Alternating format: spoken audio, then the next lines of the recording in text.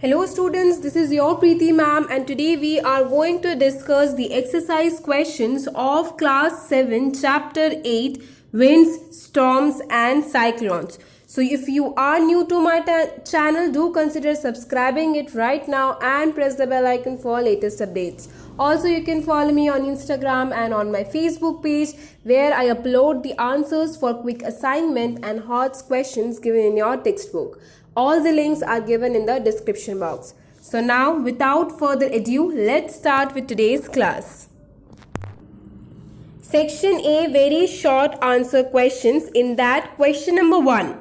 What does air contains?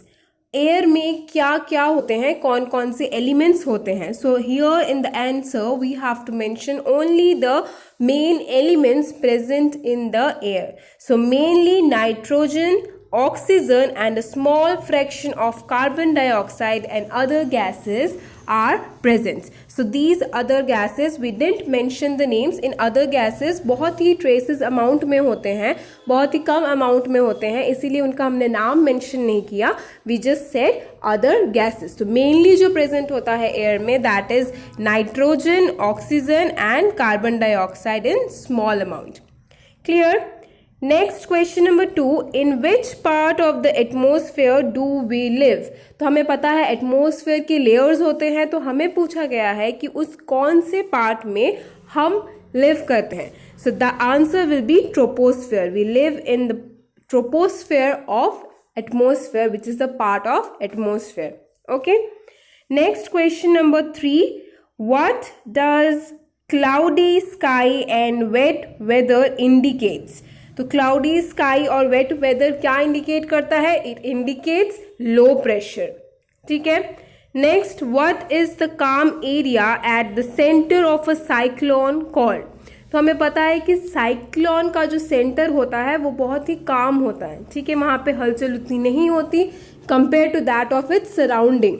तो वो जो काम एरिया है, that area of the cyclone, that is the centre of the cyclone, उसको क्या कहा जाता है? That is called eye of the cyclone. ठीक है. नेक्स्ट है question number 5. How does a tornado look like? Tornado कैसा दिखता है? It looks like a twisting funnel. ठीक है. Next, moving on to section B, short answer questions. Question number 1. When you drink a soft drink with the help of a straw, what forces the liquid to rise up in the straw?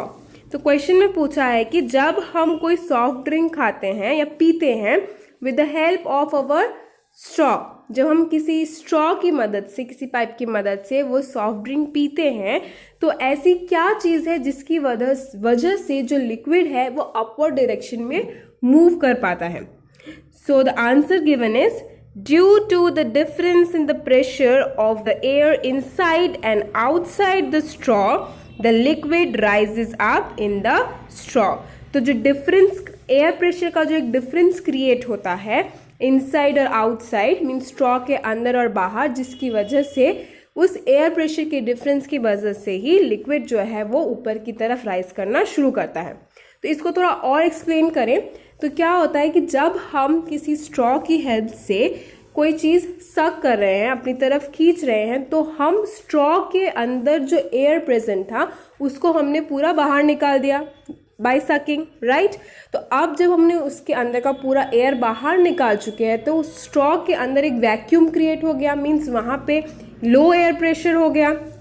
अब comparatively to that of the outside of the straw, उसके बाहर के atmosphere से उसके अंदर का जो air pressure है वो अब लो हो गया. हमें पता है कि हमेशा जो एयर है that flows from high pressure to low pressure.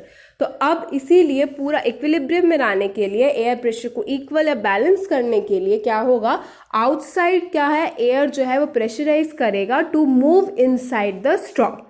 अब जब वो स्ट्रॉ किसी लिक्विड के अंदर है तो एयर जब अंदर जाने की कोशिश करेगा तो वो साथ में उस लिक्विड को भी अपने साथ लेके जाएगा.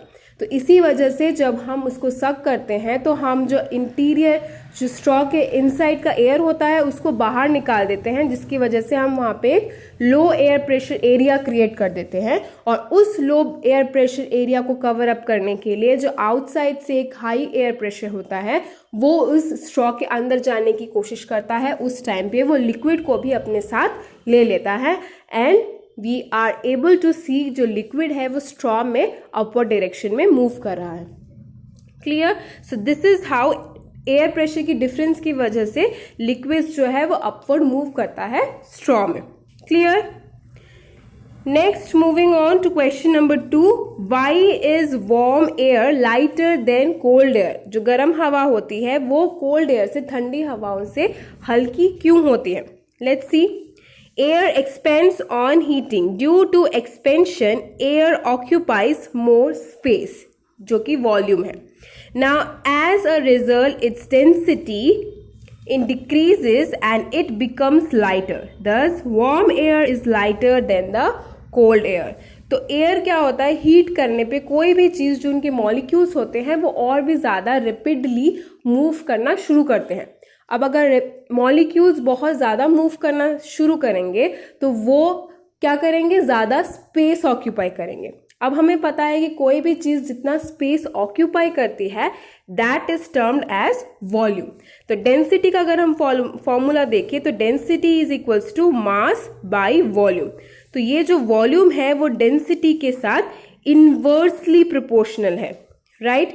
तो अगर वॉल्यूम बढ़ता है तो डेंसिटी डिक्रीज होगा, और अगर डेंसिटी डिक्रीज होता है मीन्स वो चीज़ लाइट होगी, राइट? सो जब एयर एक्सपेंशन हुआ बिकॉज ऑफ हीटिंग, गर्म होने की वजह से, तो उसने ज़्यादा स्पेस लिया मतलब उसका वॉल्यूम इंक्रीज हुआ।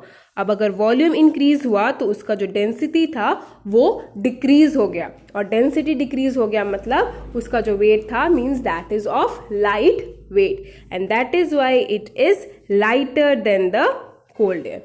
Okay, next question number 3, What are tornadoes? Tornadoes क्या है? A tornado is a dark funnel-shaped cloud that reaches from the sky to the ground. Most of the tornadoes are weak, but a violent tornado can travel with the speed of 3000 km/h.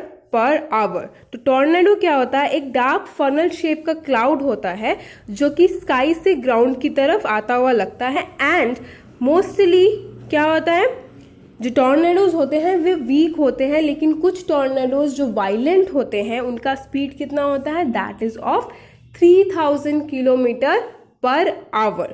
ठीक है, now how does a tornado looks like? जो हमने बताया कि एक dark funnel shape का cloud की तरह होता है जो कि स्काई से ग्राउंड की तरफ आता है, राइट? तो how does it look like? उसका रिसेम्बलेंस किसकी तरह है? The tornado looks like a twisting funnel of air. ऐसा लगता है कि वो एयर का एक ट्विस्टिंग फनल की शेप का है। As it goes it sucks up anything on its path, including buildings, trees, cows, cars, drops them when its forces decreases। ठीक है, तो ये क्या करता है, रास्ते में इसके जितनी भी चीजें आती है सबको ही लेता है एंड उसको दोबारा से फेंक देता है जब उसका फोर्स डिक्रीज हो जाता है। ठीक है, नेक्स्ट क्वेश्चन पूछा है, where do hurricanes occur frequently? Hurricanes कहाँ पे बहुत फ्रीक्वेंटली आते हैं? So hurricanes frequently occurs in Gulf of Mexico, then the Caribbean Sea and Western Pacific ocean.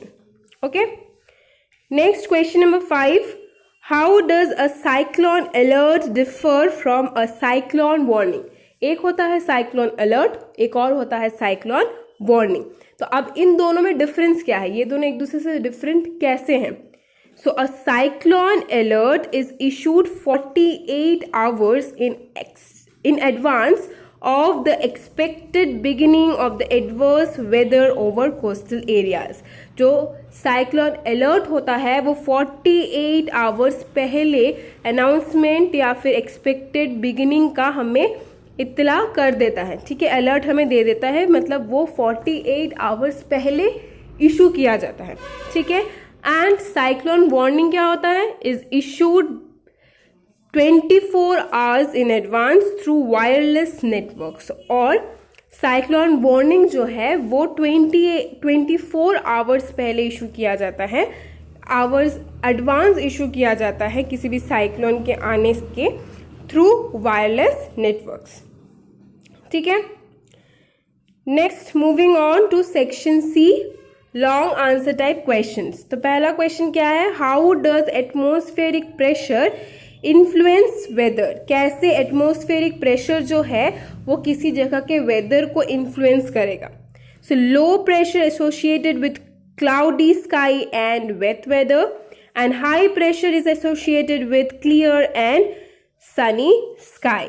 तो कैसे एयर प्रेशर वेदर कंडीशन को बताता है, अगर लो प्रेशर होगा मतलब लो एटमॉस्फेरिक प्रेशर होगा तो that time the weather will be associated with cloudy sky and wet weather.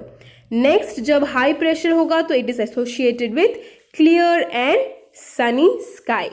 ठीक है, next how are wind currents generated. Wind currents कैसे जनरेट होते हैं, wind currents are generated due to uneven heating on the earth. Depending upon the location involved, two situations are possible. तो wind current कैसे generate होते हैं, because uneven जो heating होती है अर्थ की उसकी वजह से ही विंड करंट जनरेट होते हैं। ठीक है, अब लोकेशन पे डिपेंड करके दो सिचुएशंस पॉसिबल हो सकते हैं। Let's see both the situations. First है uneven heating between the equator and the poles. Equator and pole का जो अनइवन हीटिंग है उसके बारे में देखते हैं। The air in the polar region is colder than at latitude 30 degree to 60 degree. Thus, the warm air from 30 degree to 60 degree belt moves up and colder air comes down from the polar region. Such movement of air from warmer to colder and from colder to warmer regions give rise to wind currents. तो equator और poles के बीच में जो uneven heating होती है उसकी वजह से क्या हो रहा है, वहाँ पे विंड करेंट्स जनरेट हो रही हैं। कैसे, जो पोलर रीजन है वो ठंडी होती है obviously, then that of the 30 degree to 60 degree. ठीक है, अब क्या होगा, जो गर्म हवा है वो क्या होगी, जो वो लाइट वेट की है इसीलिए दैट विल राइज अप, और जो कोल्डर एयर होगी दैट विल मूव्स डाउन। ठीक है, तो ये जो मूवमेंट हुआ वार्मर एयर का कोल्डर रीजन की तरफ and colder to warmer region की तरफ, तो वो क्या कर रहा है, वो यहाँ पे विंड जनरेट कर रहा है। ठीक है, नेक्स्ट क्या है, uneven heating of land and water on the earth. तो हमें पता है कि लैंड एंड वाटर जो है वो सेम अमाउंट में इवनली हीटअप नहीं होते। ठीक है, तो ये जो अनइवन हीटिंग है उसकी वजह से भी क्या होगा, विंड करेंट्स जनरेट होंगे। तो uneven heating of land waters on the earth also causes wind currents. Means जब लैंड की तरफ से ओशन की तरफ हवा होगी या ओशन की तरफ से लैंड की तरफ हवा होगी तो that is also kind of wind currents generated because of the difference of the air pressure.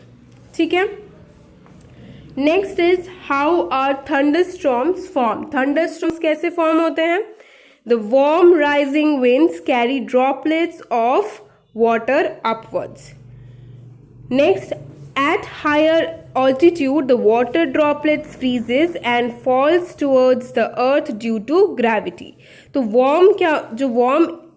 the warm rising winds जो होती हैं वो अपने साथ क्या कैरी करती हैं, वाटर ड्रॉपलेट्स को भी अपने साथ कैरी करती हैं। गर्म हवा जो होती है वो क्या होती है, वो लाइट वेट की होती है, इसलिए दैट राइजेज अप। तो जब वो राइज अप हो रही है तो अपने साथ वाटर ड्रॉपलेट्स को भी कैरी कर रही है। अब हायर ऑल्टीट्यूड में जाके ये जो वाटर ड्रॉपलेट्स हैं वो फ्रीज हो जाती हैं और अर्थ की ग्रेविटी की वजह से ये अर्थ की तरफ गिरती हैं। ठीक है, नाउ ड्यूरिंग डाउनवर्ड जर्नी, जब उसका डाउनवर्ड जर्नी शुरू हो रहा है, तब frozen droplets melts to form water droplets. तो जब वो डाउनवर्ड के डायरेक्शन में आ रही हैं तो जो फ्रोजन ड्रॉपलेट्स थे वो दोबारा से मेल्ट होके वाटर ड्रॉपलेट्स का फॉर्म ले लेती हैं। Now these water droplets fall down as heavy rain. तो यही वो वाटर ड्रॉप्स है जो कि हैवी रेनफॉल के रूप में अर्थ पे गिरते हैं। Now this falling water all along with the rising warm air, light and lightning gives rise to the thunderstorm। अब ये जो वाटर फॉल हो रहा है along with warm air, साथ में lightning भी हो रही है, ये सब मिला के, इन सब फैक्टर्स को, फीचर्स को मिला के एक फिनोमिनन का होता है जनरेशन, या फिर एक फिनोमिनन फॉर्म होता है जिसको कहा जाता है थंडर स्टॉर्म। ठीक है, सो थंडर स्टॉर्म कैसे फॉर्म हुए? जब वार्म एयर राइज हुआ, उसके साथ वाटर ड्रॉपलेट्स भी राइज हुए, हायर ऑल्टीट्यूड में जाके वो वाटर ड्रॉपलेट्स फ्रीज हुए एंड अर्थ की ग्रेविटी की वजह से वो अर्थ के डायरेक्शन में, डाउनवर्ड डायरेक्शन में आने लगे। जब वो डाउनवर्ड डायरेक्शन में आने लगे तो जो वाटर फ्रीज हुए थे, जो ड्रॉप्स फ्रीज थे, वो दोबारा से वाटर ड्रॉपलेट्स का फॉर्म ले लिए। अब ये जो वाटर ड्रॉपलेट्स हैं, they are actually the rainfall that is occurring. और ये रेनफॉल जब वार्म एयर के साथ, लाइटनिंग के साथ अर्थ पे गिर रहा है तो थंडरस्टॉर्म का फॉर्मेशन हो रहा है। Clear? Next question number 4, what is cyclone? How are cyclones formed? तो साइक्लोन क्या है? A small low pressure system with very high speed winds in revolving around is called a cyclone. तो cyclone actually बहुत ही लो pressure system है। ठीक है, अब हमें पता है कि लो प्रेशर सिस्टम क्या करता है, अपनी तरफ हर चीज को खींचता है, क्योंकि हाई प्रेशर से लो प्रेशर की तरफ हर चीज आने की कोशिश करती है। इसीलिए जब वो फ्लो करता है, साइक्लोन होता है, तो वो अपनी तरफ सभी चीजों को खींचता है। सो साइक्लोन क्या होता है? एक लो प्रेशर सिस्टम होता है जो कि बहुत स्पीड में रिवॉल्व करता है। ठीक है, तो फॉर्मेशन कैसे होता है साइक्लोन का? The moist air over the sea and ocean gets heated by sun rays. The warm air containing water vapour rises upwards and form low pressure region. तो जो मॉइस्ट एयर होता है सी एंड ओशन के ऊपर, वो सन रे की वजह से हीट अप होता है। अब वो जब गर्म हो जाती है तो वो ऑब्वियसली इट राइजेस अप। अब जब वो ऊपर की तरफ राइज कर रही है तो उसके नीचे एक लो प्रेशर रीजन क्रिएट कर जाती हैं। नाउ द मॉइस्ट एयर और the moist warm air gets cooler at it as it goes higher. As a result water vapour starts condensing. तो अब ये जो मॉइस्ट एयर है, मीन्स मॉइस्ट वार्म एयर है, मीन्स वार्म एयर जो कि rise up हो गई है, साथ में इसके वाटर ड्रॉपलेट्स भी हैं। तो जब वो हायर एल्टीट्यूड्स में जाएगी तो वो ठंडी होने लगेगी। तो क्या होगा? जो वाटर वेपर है अब वो कंडेंसिंग के फॉर्म में आएगा। Now during condensation heat is released and the air around it gets warm. तो कंडेंसेशन की वजह से क्या होता है? जो हीट होता है वो रिलीज होता है और जो एयर उसके आसपास होता है वो गर्म हो जाती है। ठीक है, now this warm air rises upward creating a low pressure reason. Now अब जो उसके आसपास की एयर थी वो गर्म हो चुकी है, तो वो गर्म हवा ऊपर की तरफ, अपवर्ड की तरफ मूव करेगी और एक लो प्रेशर रीजन क्रिएट करेगी। Now again cooler air rushes to fill the space created by the rising warm air. तो कूलर एयर क्या करेगी? वो जो वार्म एयर ने एक लो एयर प्रेशर का रीजन प्रिपेयर किया था या रीजन फॉर्म किया था, उस रीजन को भरने के लिए कूल एयर क्या करेगी? उस तरफ में रश करेगी। Now this cycle of event continues till a very low pressure system with very high speed wind revolving around it is formed। तो यही प्रोसेस बार बार चलता ही रहता है जब तक एक बहुत ही लो प्रेशर सिस्टम ना क्रिएट हो जाए, एंड जो कि बहुत हाई स्पीड विंड्स के साथ रहता है। ठीक है, तो एक ऐसा रीजन क्रिएट होगा जहाँ पे बहुत लो प्रेशर होगा, साथ में बहुत हाई स्पीड विंड्स होंगे जो कि उसके आसपास फ्लो करेंगे। ना इसकी वजह से ही साइक्लोन का फॉर्मेशन होता है। Clear? Next question number 5, mention 3 damaging effects and 3 safety measures against cyclone. तो हमने साइक्लोन के बारे में बहुत कुछ पढ़ा कि साइक्लोन क्या होता है, उसका फॉर्मेशन कैसे हुआ।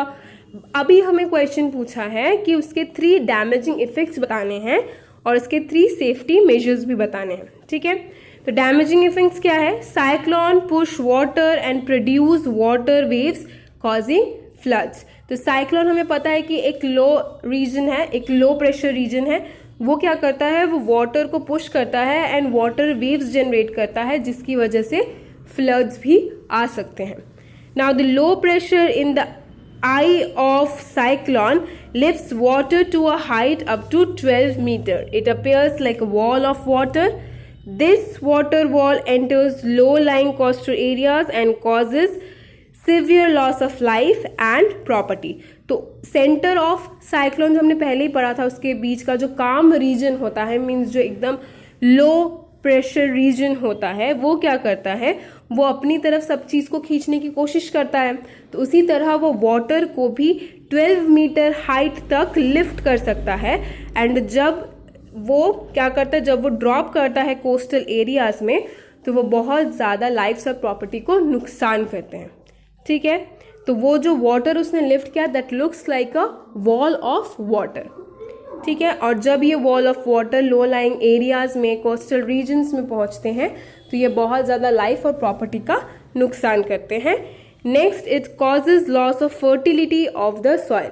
तो जैसे कि साइक्लोन अपने साथ जो भी चीज़ मिले उसको अपनी तरफ खींचता है, वहाँ पे बहुत ज़्यादा डिस्ट्रक्शन कर देता है, तो साथ में वो सॉइल इरोशन का भी एक रीज़न है।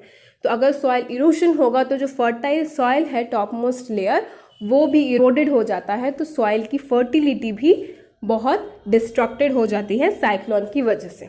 ठीक है, so these are the 3 damaging effects. Now let's read some safety measures against cyclones. तो सेफ्टी मेजर्स क्या है? People should follow the guidelines provided by the agencies through TV, radio, phone etcetera for their safety against cyclone. तो सभी को guidelines follow करने चाहिए, जो भी टीवी, जो भी एजेंसीज के द्वारा दिए जाते हैं, टीवी में, रेडियो में, फोन्स में, वो सारे सेफ्टी गाइडलाइंस को हमें फॉलो करना चाहिए। Next, do not drive on roads which are under water, the flood might has damage the road. तो हमें ड्राइव नहीं करना चाहिए रोड्स पे अंडर वाटर में जो है, इससे क्या होगा, फ्लड्स जो है वो उस रोड्स को डैमेज कर सकते हैं।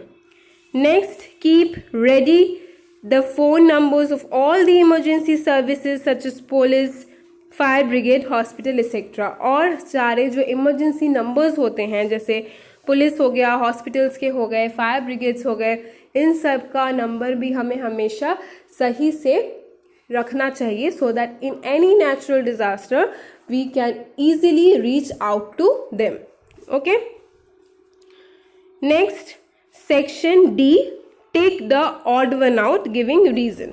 पहला क्या है? Troposphere, stratosphere, ozone layer, flying zone of supersonic aircraft. तो ऑब्वियसली इसमें ट्रोपोस्फेयर जो है वो ऑड वन आउट है, because stratosphere is the flying zone of supersonic aircraft and ozone layer जो है that is lies in the central zone of stratosphere. तो बाकी सब जो चीज़ें हैं वो सब की सब स्ट्रेटोस्फेयर से रिलेटेड है। ठीक है, क्योंकि स्ट्रेटोस्फेयर ही है जो फ्लाइंग जोन है सुपरसोनिक एयरक्राफ्ट्स के, और ओजोन लेयर भी इसी के सेंट्रल जोन में सिचुएटेड है। Only troposphere is the layer where we live. ठीक है, so that is different from that of stratosphere.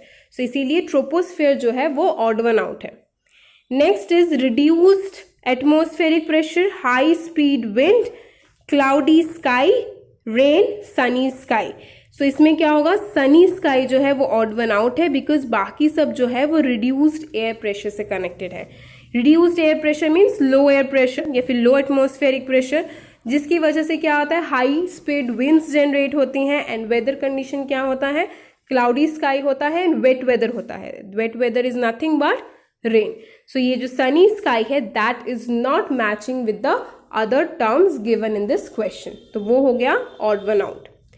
Next क्या है, third, moisture, rapidly rising warm air, mountains, heavy rains, thunderstorms and hurricanes. तो hurricanes will be the odd one out because बाकी सब जो है those are concerned with thunderstorms.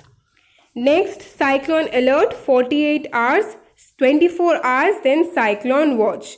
तो इसमें जो 24 आवर्स है that is the odd one out. क्यों? बिकॉज साइक्लोन अलर्ट और cyclone watch is issued 48 hours in advance. Next है tornado, twisting tunnel, depression and water sprout. Depression is the odd one out because बाकी सब जो है वो tornado से connected है. Tornado looks like twisting funnel and there is a term mentioned in tornado topic that is water sprout. तो ये सब चीजें जो है that is related to tornadoes, but depression is not related to tornadoes. Okay, next section E, define the following terms. Following terms को हमें define करना है. पहला टर्म क्या दिया गया है? ट्रोपोस्फेयर. तो ट्रोपोस्फेयर क्या है? Is the layer of atmosphere in which we live. वो लेयर है एटमोस्फेयर का जहां पे हम सब रहते हैं, वी लिव इन. ठीक है. It mainly consist of nitrogen, oxygen, then about 0.3% of carbon dioxide and water vapour. The thickness of the troposphere changes from 8 km over the poles to about 16 km over the equator. Clouds, rains and snow are seen in troposphere. तो हम जहाँ पे रहते हैं that is the layer, that is the troposphere layer of the atmosphere, जिसमें mainly क्या क्या present है? नाइट्रोजन है, ऑक्सीजन है and carbon dioxide and water vapour present है. ठीक है. तो थिकनेस कैसे चेंजेस हो सकती है? वो 8 किलोमीटर होती हैं in case of poles to about 16 kilometres over the equators. और जो रेन होंगे, क्लाउड्स हो गया, स्नो हो गया, वो सब ट्रोपोस्फेयर में देखे जा सकते हैं. नेक्स्ट टर्म है एटमोस्फेरिक प्रेशर.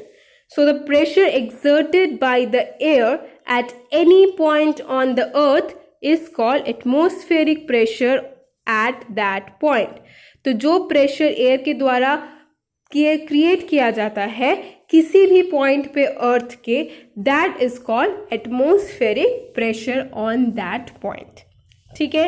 नेक्स्ट जो है वो है थंडरस्टॉर्म. अब थंडरस्टॉर्म हमें पता है, हमने दूसरे क्वेश्चंस में भी पढ़ा था दैट थंडरस्टॉर्म्स जो है वो डेवलप होते हैं हॉट और ह्यूमिड ट्रॉपिकल रीजन्स में. फॉर्मेशन ऑफ थंडरस्टॉर्म्स क्या चाहिए? They need moisture, rapidly rising warm air, then sea breeze or mountains. So the swift of the falling water along with warm air producing sound, lightning, heavy rain, strong wind is called thunderstorm. तो proper definition अगर हम कहें तो what can we से? We can say जो Swift होता है, Swift movement होता है वाटर के फॉल का, जिसके साथ क्या क्या हो रहा है? उसके साथ एक वार्म एयर प्रोड्यूस हो रहा है जो कि साउंड, वार्म एयर है जो कि साउंड प्रोड्यूस कर रहा है, लाइटनिंग प्रोड्यूस कर रहा है, हैवी रेन प्रोड्यूस कर रहा है and there is a strong wind. So the swift movement of falling water along with rising warm air producing sound, lightning, heavy rain, strong wind is called thunderstorm. ठीक है. Cyclone क्या है? It is the low lying pressure system with very high spin wind revolving around it is called cyclone. तो factors क्या क्या है जो कि इसकी contribute करते हैं इसके development में? That is the wind speed, wind direction, temperature and humidity contributes to the development of cyclone. Last term जो given है that is tornadoes. Tornadoes क्या है? They are dark funnel shaped cloud that reaches from the sky to the ground. ठीक है.